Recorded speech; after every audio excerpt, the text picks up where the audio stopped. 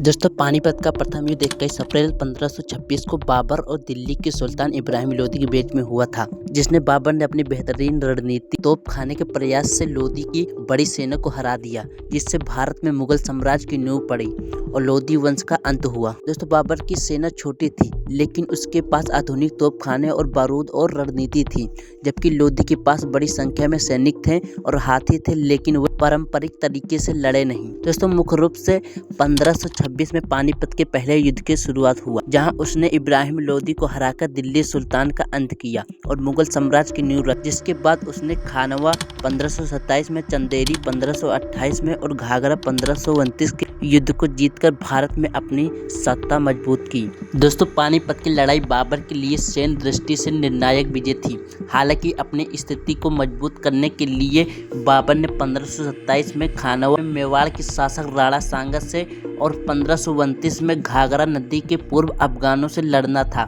राजनीतिक रूप से इसने बाबर को नई भूमि प्राप्त कराई और भारतीय उपमहाद्वीप के हृदय में मुगल साम्राज्य की स्थापना के एक नई चरण की शुरुआत की। एक ऐसा साम्राज्य जो 200 वर्ष से अधिक समय तक चला।